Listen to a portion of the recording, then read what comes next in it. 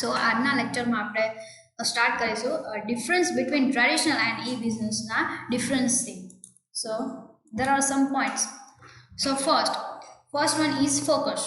The focus of traditional business is on product differentiation, innovation in terms of raw materials, usage, quality, etc. was their points of focus. Whereas e-businesses નું focus શામાં હોય છે તો કે along with product differentiation, e-businesses focuses on service differentiation. Liberal terms and conditions, higher convenience, etc. are few aspects e-businesses concentrates on. હવે આમાં first શું છે point of difference, that is the focus. કે traditional business હોય બરાબર, એ લોકોનો focus શાના ઉપર હોય તો કે આપણે પ્રોડક્ટ ડિફરન્શિએશન કઈ રીતે કરી શકીએ, દેન આફ્ટર ટર્મ્સ છે, રો મટીરિયલને કઈ રીતે ઇફેક્ટિવ બનાવી શકીએ, કરી શકીએ, દેન આપણે એની યુસેજ છે, એની ક્વોલિટી છે, આ બધી વસ્તુ છે એના પોઈન્ટ ઓફ ફોકસ હોય. જ્યારે ઈ બિઝનેસમાં શું હોય કે એ લોકોમાં પ્રોડક્ટ ડિફરન્શિએશનની તો હોય જ, બટ સાથે સાથે એ લોકો સર્વિસ ડિફરન્શિએશનમાં બી ધ્યાન આપે છે કે કઈ રીતે લિબરલ ટર્મ્સ એન્ડ કન્ડિશન્સ રાખી શકાય કસ્ટમર સાથે, દેન આફ્ટર એને કઈ રીતે હાયર કન્વિનિયન્સ છે એ આપી શકાય છે, એ લોકોને કઈ રીતે ઇઝીલી પ્રોડક્ટ છે એ આપી શકાય છે. તો આ બધી વસ્તુ છે એ પોઈન્ટ ઓફ ફોકસ હોય છે ઈ બિઝનેસમાં. Then second one is feedback. Traditional business did not give much importance to feedback. Even if they did, they collected it through traditional methods like questionnaire, interview.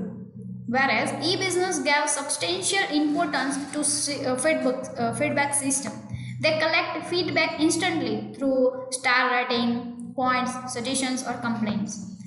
તો કે આ વસ્તુ આપણે જોઈ રહી છે કે ટ્રેડિશનલ બિઝનેસ હોય બરાબર, એમાં એ લોકો ફીડબેકને છે એ એટલું ઇમ્પોર્ટન્સ આપતા નથી બરાબર. એ લોકો અને કરે બી તો બી શું કરે તો કે ક્વેશ્ચનર છે એવું કોઈ ફોર્મ ભરાવી લે ને એના થ્રુ છે એ લોકો ફીડબેક લઈ લે છે. જ્યારે ઈ બિઝનેસવાળા છે એ સૌથી વધુ છે એ ફીડબેકને, આ જે સિસ્ટમ છે ફીડબેકની બરાબર, એને સૌથી વધુ ઇમ્પોર્ટન્સ આપે છે. લાઈક એ લોકો ઇન્સ્ટન્ટલી ફીડબેક લે છે, જેમ કે સ્ટાર રેટિંગ કરાવી લે, પોઈન્ટ્સ આપે કે અમને આટલા પોઈન્ટ્સમાંથી કેટલા પોઈન્ટ્સ આપો, તમારા કોઈ સજેશન્સ હોય તો આપો, તમારી કોઈ કમ્પ્લેન હોય તો બી કરો. આવી રીતે એ લોકો ફીડબેકને ઇમ્પોર્ટન્સ આપે છે. The next point is easy storage of information. In traditional businesses, information can be collected but very limited and had storage issue. Whereas e-business have us to collect a huge amount of information, as this could be stored in a small and digital chip. There is no storage issue. એટલે કે traditional business હોય એમાં તમે information collect કરી શકો છો, but then after એનો સ્ટોરેજનો issue થાય છે કે બહુ લિમિટેડ જગ્યા હોય છે તમારે એ વસ્તુને સ્ટોર કરવા માટે, અને બધી વસ્તુઓ તમે ના રાખી શકો.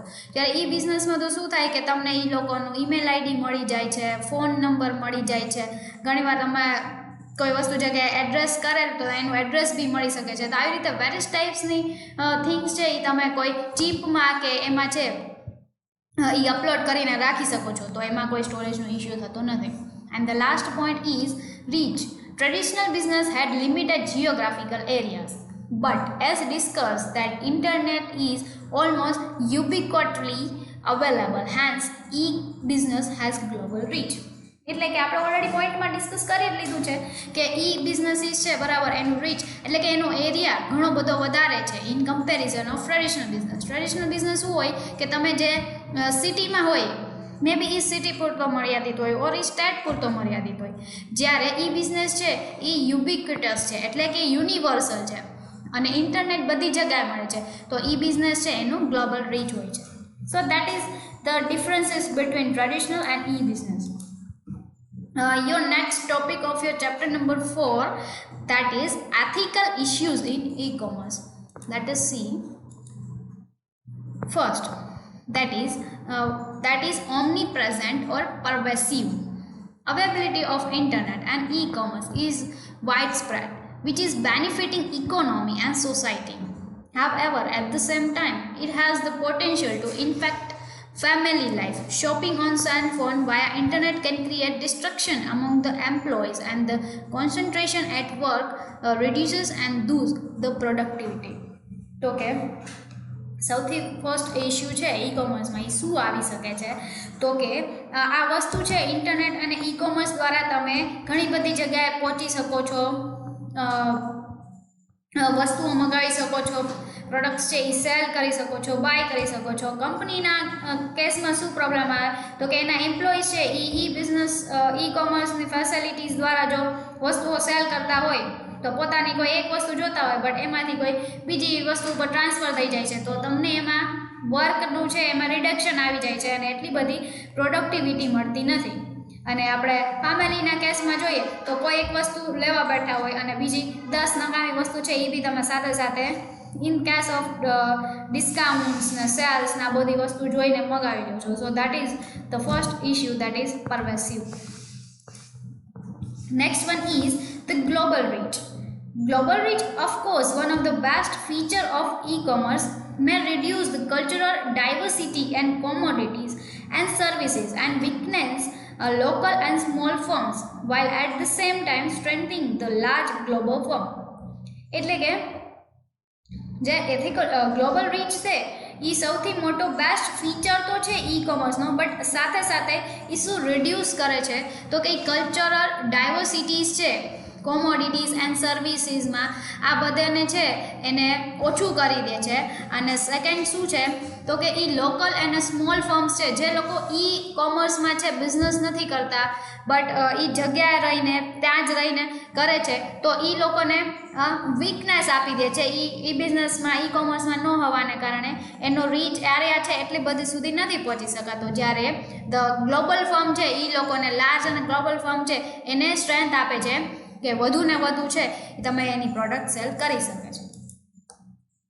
The next issue is security. They say networks available are private and offer the best security, but the reality standards otherwise. Increased susceptibility of viruses and hacking attacks worldwide affects millions of people at once and increased probability of information crimes against system and deception. તો security જેવી રીતે આપણે આગળ બી ડિસએડવાન્ટેજમાં already વાત કરી લીધી છે તે ઘણા બધા સિક્યોરિટી ઇશ્યુઝ છે, બરાબર. તમારી ઇન્ફોર્મેશન છે એ પ્રોવાઈડ થઈ શકે છે, તમારી પર્સનલ ઇન્ફોર્મેશન, બેન્કિંગ ઇન્ફોર્મેશન, તો આવી રીતે છે એ સિક્યોરિટીનો એ સૌથી મોટો ઇશ્યુ છે ઈ કોમર્સમાં. The next point is interactivity. So, interactivity is an excellent feature offered by e-commerce platform, but the time has proved that the nature of interactivity become thin and meaningless. Anybody and everybody are offering their suggestions and comments which may or may not have integrity. Again, customer emails are frequently floated by the companies but are seldom read by the customers. એટલે કે શું થાય, interact કરી શકો છો, બરાબર. તમે દરેક જગ્યાએ ઈ કોમર્સનો એક ફાયદો તો છે કે તમે ઇન્ટરેક્ટ કરી શકો છો. લાઈક તમને કમ્પ્લેન હોય તો તમે તમારી કમ્પ્લેન કરી શકો છો ઓનલાઈન, સજેશન હોય તો સજેશન આપી શકો છો. But at the same time શું થાય છે કે ઘણા બધા સજેશન્સ મળતા હોય છે કંપનીઝની પ્રોડક્ટ ઉપર, ઘણી બધી કમેન્ટ્સ બી થતી હોય છે તે મે બી છે એ રિલાયબલ ન હોય અને કોઈ ખોટી વસ્તુઓ એ પ્રોડક્ટ્સ માટે ફેલાઈ જાય છે અને ખોટી ખોટી કમેન્ટ્સ થાય છે. તો આના કારણે છે વસ્તુ છે એ ઇથિકલ ઇશ્યુમાં છે એક ડિસએડવાન્ટેજ તરીકે બનીને રહી ગયો છે કે ઈમેલ કંપનીઝ છે એ ઘણા બધા મેલ્સ છે કે that thank you for buying products and those and that ને એવી રીતે એક જગ્યાએ તમે કોઈ પ્રોડક્ટ પરચેસ કરો તો ઈમેલ નાખી દો, ધેન આફ્ટર એ પ્રોડક્ટ પરચેસ કર્યા પછી તમને કન્ટિન્યુઅસ એ કંપનીઝમાંથી મેલ આવે છે that is the new offer, that is the new cell and so on. તો આવી રીતે છે એ કંપનીઝ કન્ટિન્યુઅસ માલ મોકલે રાખે છે બટ કસ્ટમર્સ છે એ કોકવાર જ રેરલી એને રીડ કરે છે. સો that is includes in ethical issues. And the next point is information density. There is an explosion of information due to internet services available worldwide. It of course creates awareness in the environment, but at the same time there is a possibility of getting or receiving fake, deceptive and unwanted information that is even more problematic and creates confusion, issues of trust, authenticity, completeness, etc. Degrade the information standards. હવે આ વસ્તુને explain કરવા માટે આપણે best જે example છે અત્યારનું એ લઈ શકીએ છીએ કે વોટ્સએપમાં છે હમણાં છે કે ઇન્ક્રિપ્ટેડ નથી, તમારી પર્સનલ ઇન્ફોર્મેશન છે એ કોઈ પણ જગ્યાએ એ લોકોને પ્રોવાઈડ કરી દે છે, એ લોકો બધી જગ્યાએ પ્રોવાઈડ કરે છે, તો આવું બધું કોઈક ઇસ્યુ થયેલા હતા, બરાબર. તો ઈ કોમર્સમાં સૌથી મોટો ડિસએડવાન્ટેજ ઓર એથિકલ ઇસ્યુ છે એ આપણે કહી શકીએ કે એમાં છે પોસિબિલિટી છે કે ઘણા બધા ફેક ન્યૂઝ તમારા માટે આવી જાય, ફેક કમેન્ટ્સ આવી જાય, દેન આફ્ટર અનવોન્ટેડ ઇન્ફોર્મેશન છે એ પ્રોબ્લેમેટિક થઈ જાય છે. એનાથી શું ક્રિએટ થાય છે તો કે કન્ફ્યુઝન થાય, દેન આફ્ટર તમારી કંપની ઉપર ટ્રસ્ટનો બી ઇસ્યુ આવી જાય, ઓથેન્ટિસિટી, કંપની, તો આ બધી વસ્તુ છે એ ક્રિએટ થાય છે. સો that's how it includes in information density. So that is all about your chapter number 4 that is completed here, and we will discuss the next chapter in our next lecture. Thank you.